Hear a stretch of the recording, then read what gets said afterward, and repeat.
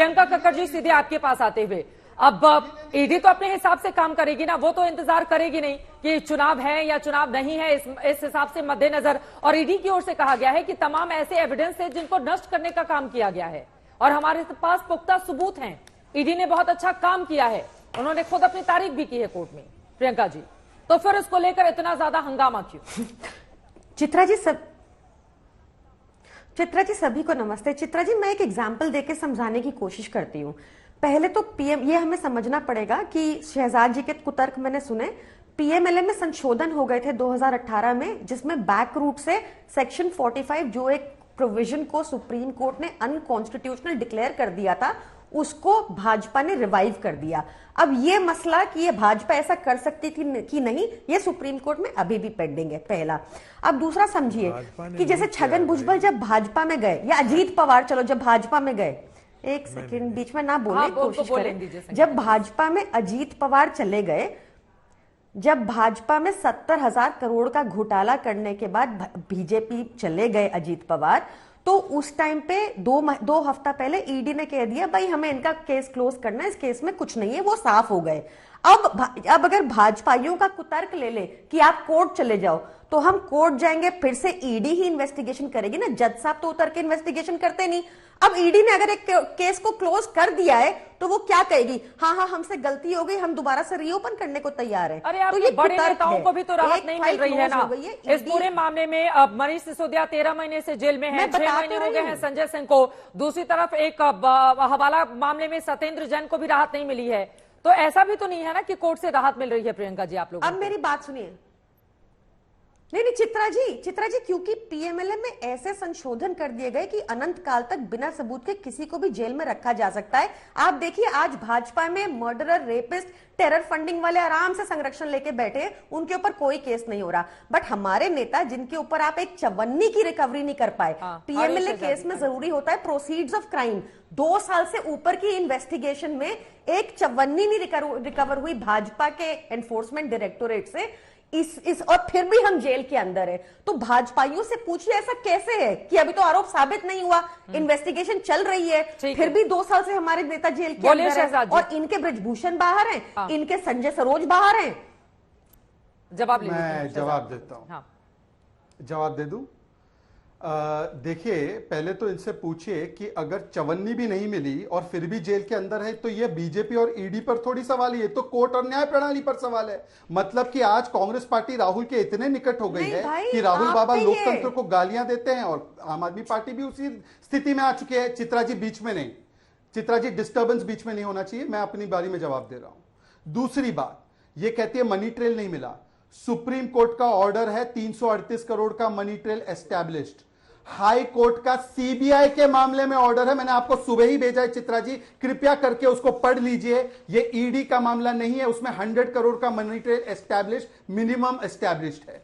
आप ही की तरह एक न्यूज चैनल ने एक रिपोर्ट दिखाई है सीएजी की, 2000 करोड़ का लॉस, उसमें घोटाला किस प्रकार से हुआ है, उसके तथ्य आगे छोड़ देते इस विषय को। मैं तो कह रहा हूं बाकी छोड़ दीजिए ना। प्रियंका जी, लालू प्रसाद यादव एकलौते कन्विक्टेड है, उनको आप कन्विक्टेड मानती है नहीं मानती? छगन भुजबल पर आरोप, इस पर आरोप, अजीत पवार पर आरोप, आरोप प्रत्यारोप छोड़ दीजिए। करप्ट है, कन्विक्टेड है कि नहीं है? चित्रा जी बार बार डिस्टर्ब, चित्रा जी क्या ऐसे ही डिबेट होनी है क्या? चित्रा जी ऐसे ही डिबेट होनी है क्या? बाकी लोग भी इंतजार में हैं। ठीक है शहजाद जी, अपनी बात को जल्दी से खत्म कीजिए, प्रियंका जी जवाब देंगे, उसके बाद बाकी लोगों के पास भी जाना है। हाँ, लालू यादव पे डिबेट नहीं हो रही है ना, डिबेट तो अरविंद केजरीवाल को लेकर हो रही है। टॉपिक से इधर उधर नहीं भटकेंगे, जवाब दीजिए शहजाद जी। डिबेट सिद्धांतों पर हो रही है, और सिद्धांत क्या है उस व्यक्ति के जो अन्ना को एक प्रकार से धोखा देकर लालू की गोद में बैठकर भ्रष्टाचार के खिलाफ बातें करता है। सिद्धांतों की डिबेट है जी। और मेरी बात पूरी सुन लीजिए। आशुतोष जी ने क्योंकि ये गिनवाया, आशुतोष जी अब आप में अगर नैतिकता है तो बोलिए। छगन भुजबल का बोल रहे थे ना, एसीबी ने 2013 में छगन भुजबल को क्लीन चिट दी थी। कौन था 2013 में महाराष्ट्र का मुख्यमंत्री, जरा बताइए? पृथ्वीराज चौहान थे। आप इधर उधर की बातें करते, जो कन्विक्टेड आदमी है उसको डिफेंड करने के लिए, जिसके खिलाफ स्टैंडिंग कोर्ट फाइंडिंग्स है उसको डिफेंड करने के लिए इस प्रकार के कुतर्क देंगे आशुतोष जी आप? और प्रियंका जी आपसे मैं पूछ रहा हूं फिर से एक बार बताइए कि कोर्ट आपको मुझे जवाब देना पड़ेगा। अभी तो वर्ष से ज्यादा हो गया इस केस को, आप कॉश करा देती। मुझे समन एक जवाब कॉश देने करा दीजिए। देती। ना समन कॉश हो रहा है ना केस कॉश हो रहा है, पर हम कट्टर ईमानदार हैं। प्रियंका जी पहले आप बोल लीजिए, उसके बाद आशुतोष जी आ रही हूं, फिर संगीत जी आपके पास। छोटा सा मैं इन महान ज्ञान के प्रभु को इतना पूछना चाहती हूं। इन्होंने कहा कि सुप्रीम कोर्ट ने कहा मनी ट्रेल एस्टैब्लिश हो गई, यानी कि केस खत्म हो गया, यानी कि हम कन्विक्ट हो गए, यानी कि हम जेल में रहेंगे। बताइए प्रभु, क्या ट्रायल चल रहा है या खत्म हो गया, एस्टैब्लिश हो गया? तो थोड़ा सा तो सोच समझ के बोलिए, इतने बड़े चैनल पे बैठे हैं। इन्होंने आपको सुप्रीम कोर्ट का नाम लेकर झूठ बोला और इनको पाप चढ़ेगा इसलिए एक दिन। इन सुप्रीम कोर्ट एक बहुत बड़ी संस्था है, सुनिए ना, सुप्रीम कोर्ट ने कहा कि 338 करोड़ जो 10 कंपनीज ने प्रॉफिट कमाया वो शायद हो सकता है, पर 6 महीने से ऊपर मत लगाना। अगले महीने मनीष सिसोदिया जी भी बाहर आने वाले हैं। हाँ। 6 महीने पूरे हो जाएंगे। एक लाइन में शहजाद जी, फिर आशुतोष जी आ रही हूं, बाकी लोग भी इंतजार में हैं। कन्विक्ट हो गए हैं, सुप्रीम कोर्ट ने कहा एस्टैब्लिश हो गई, केस ही खत्म हो गया। सुन लीजिए, सुनेंगे चित्रा जी अपने आप को पढ़े लिखे कहते हैं। ट्रायल कब खत्म होगा? क्या ट्रायल करना करवाना सरकार अरे भाई बताएंगे यहाँ बैठ के। चित्रा जी ये तरीका होगा कि डिबेट का? मैंने आपको पिछली बार भी कहा था। ठीक है शहजाद जी, अब वो बीच में बोल रही है, मैं ही लगातार बोलूंगी, फिर तो आप दोनों लोग बोल ही नहीं पाएंगे। ये तो आप लोगों की जिम्मेदारी है ना कि एक दूसरे के बीच में नहीं बोलिए। प्रियंका जी प्लीज आपसे गुजारिश है, शहजाद जी 2 लाइन में अपनी बात पूरी कीजिए। तो फिर अगर सवाल पूछा है चित्रा जी, जब बेल की हियरिंग होती है तो बेल की हियरिंग में ट्रायल का सवाल कहां से? और ट्रायल कोई सरकार एजेंसी या पार्टी करवाती है? ट्रायल कोर्ट के निर्णय पे होता है कि ट्रायल कितनी देर में करवाना है। लालू जी तो 34 साल बाद लालू का ट्रायल खत्म हुआ और कन्विक्ट हुए। पर सवाल यह है कि क्या जब बेल की हियरिंग थी और बेल की हियरिंग में जब प्राइमा फेसा एविडेंस देखा गया तो क्या माना गया कि नहीं कि प्रथम दृष्टया इतना सबूत है कि 1-1 साल तक बेल नहीं मिलेगी? और क्या बेल रूल होने के बावजूद भी अगर कोर्ट बेल नहीं दे रहा है, ना कि केवल पीएमएलए के मामले में पर पीओसीए के और आईपीसी के मामले में, तो इसका मतलब क्या है? और मैं बाकी छोड़ दीजिए, मैं फिर से एक बार पूछ रहा हूं कि 2.5% से 12% कमीशन किसके आधार पर किया आपने ब्लैक लिस्टेड कंपनी को कैसे आने दिया?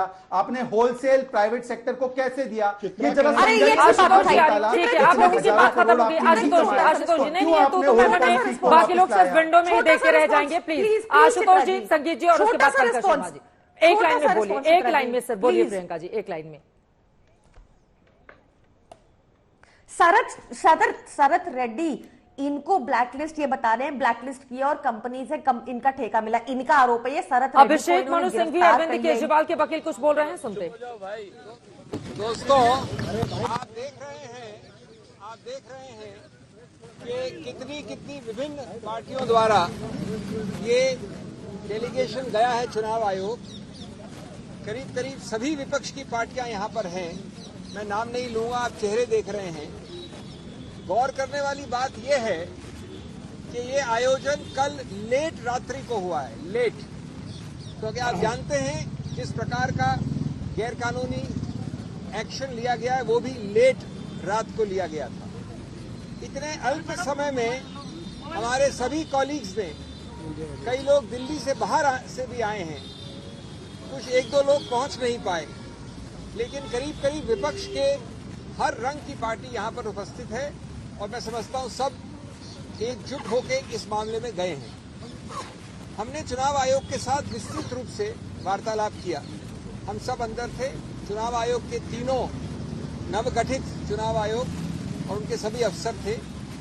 मैं संक्षिप्त में बता दूं आपको कि हमने क्या कहा।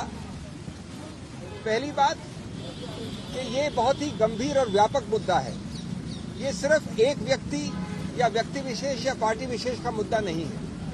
ये मुद्दा व्यापक इसलिए है क्योंकि ये सीधा संबंध रखता है भारत के संविधान के मूल ढांचे से, जिसको आप बेसिक स्ट्रक्चर कहते हैं। जैसा कि आप जानते हैं, मूल ढांचे का जो पूरा कानून है वो ये कहता है, बड़ी बहुत अनूठी बात है भारत के बारे में, कि अगर कोई भी संवैधानिक संशोधन